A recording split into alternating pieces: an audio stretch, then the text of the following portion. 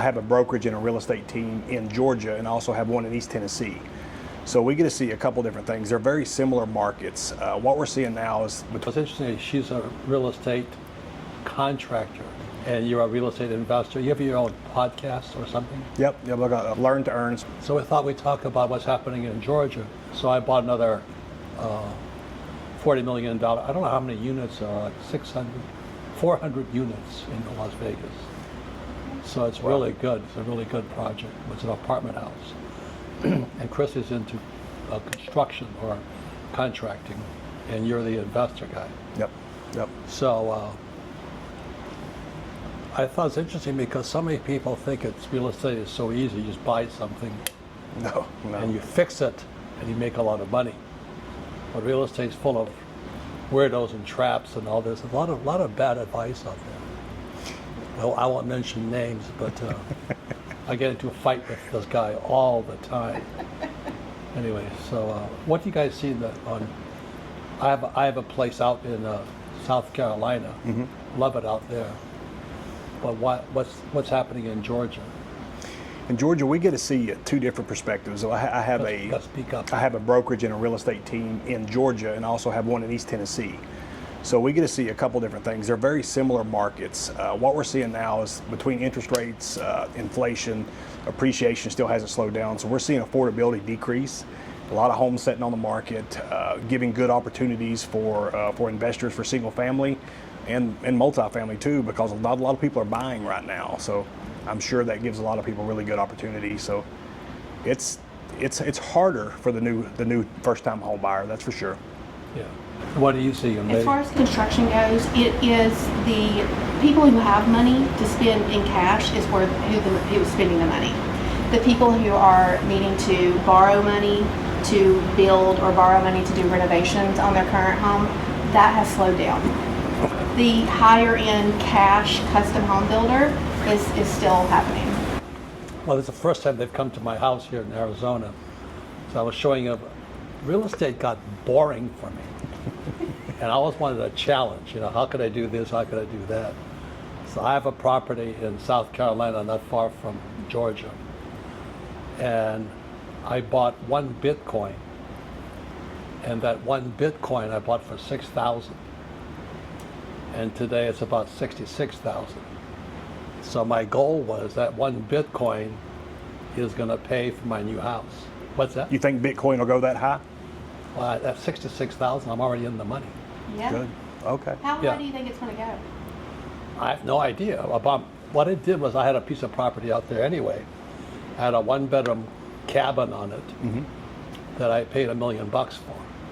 Beautiful property, hunting and all this stuff. But I didn't want to put any more money into it. So that's why I bought that Bitcoin. I said, if I'm a good investor, the Bitcoin will pay for my house.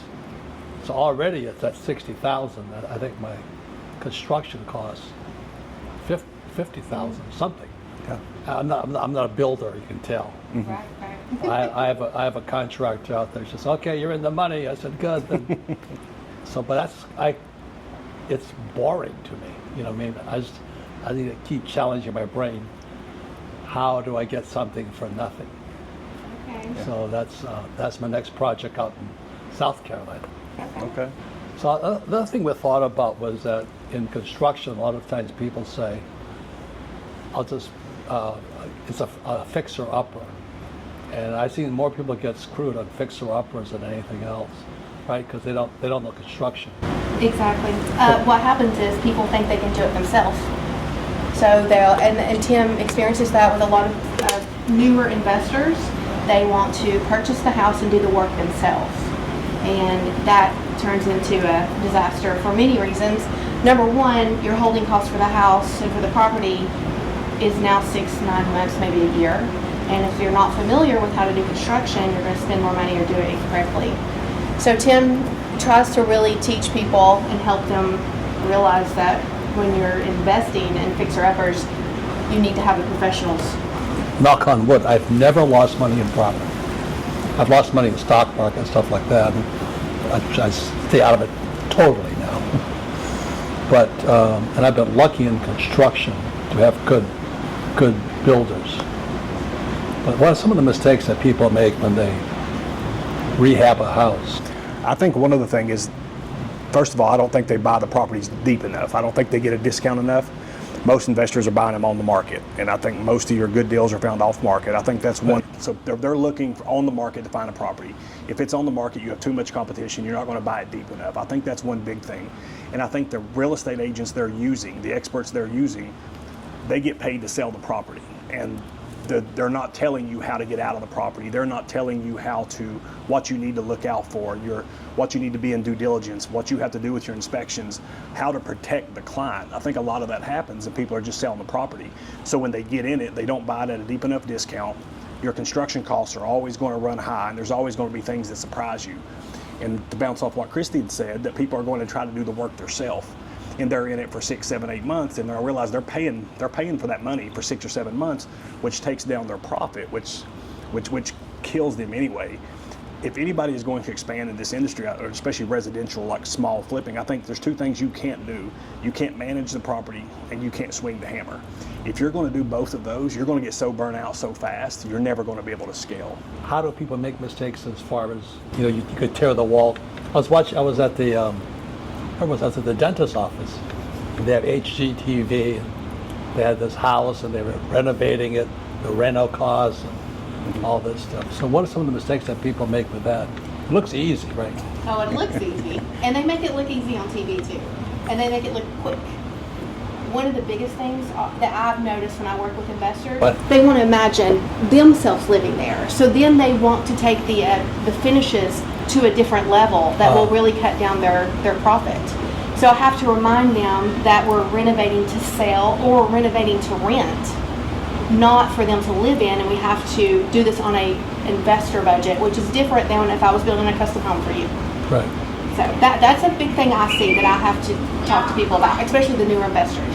So I'm just knock on wood, I have never lost money. I've made other mistakes in business and stuff like this.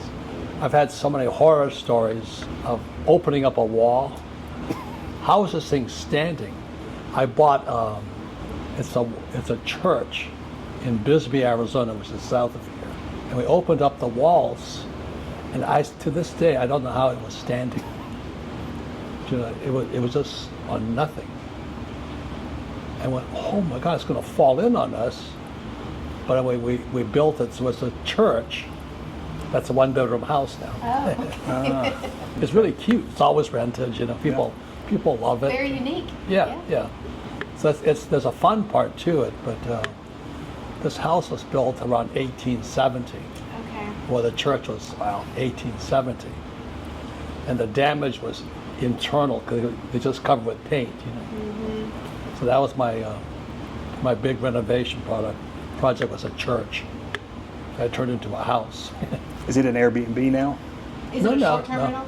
Long term? Okay. It's rented all the time. Okay. Because there's a scarcity of rental units down there.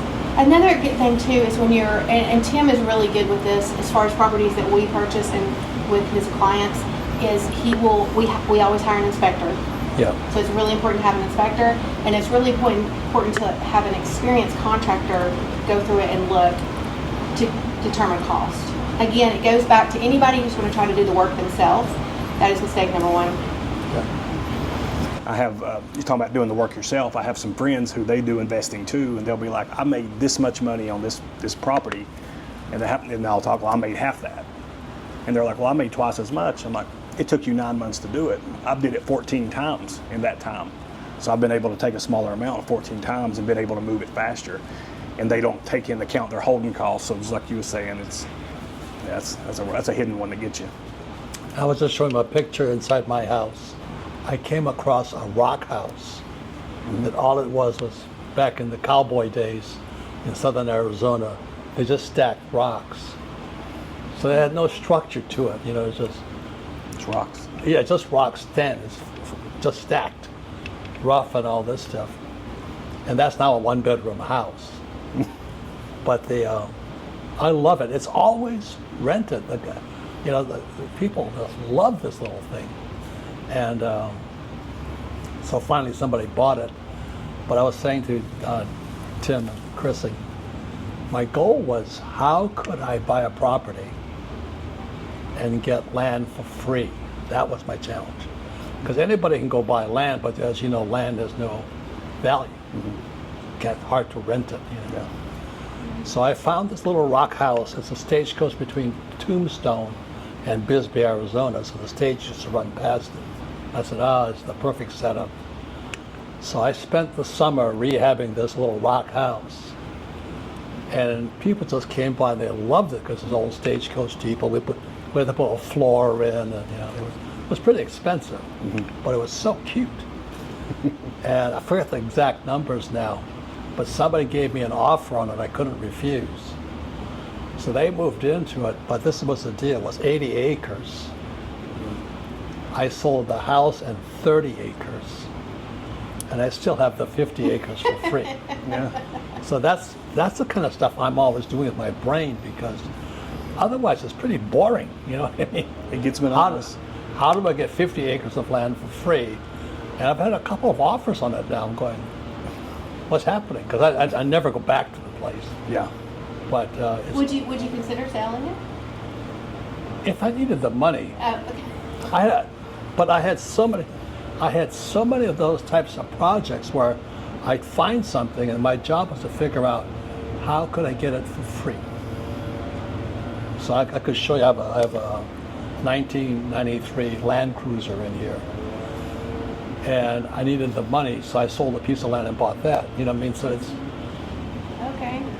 it's just, once you understand the game of it, And we do it's that. fun. Yeah. Not at that level. Not but at that level.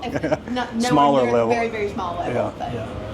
And but my main income comes from, property management is really the game.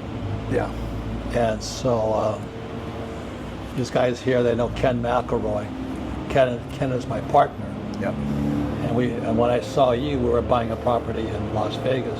I think it's 400. We buy so many. I think it's 400 units. There's no way, I was talking to this idiot. I won't mention his name. He says, I don't fix toilets. I said, do you think these hands fix toilets, you idiot? But so many people, when they look at property, they think it's a do-it-yourself thing. And I think that's the mistake. That is the mistake. Yeah, because it's really a team goes in there. It takes a village. Yeah. It's not one person. I can see that, yeah. So Kenny McElroy, there's 400 units. He has a whole team of people go in there, and how people can screw you, there's 1,000 different ways, you know what I mean? Yeah. And if you don't have good, tight management, you lose money. So they never get bigger than maybe 1 or 2 bedroom, 1 or 2 units. Yeah. But when I met Kenny 25, 30 years ago, I said, Kenny, what do you do? He goes, I'm in property. I said, oh, you must flip. He looked at me and went, I never flip. I said, thank God, because as long as I flip that house and all this stuff. The reason I don't flip property is capital gains. Yeah. I don't, if you buy a house for $100,000, you sell it for $200,000, you got $100,000 capital gains.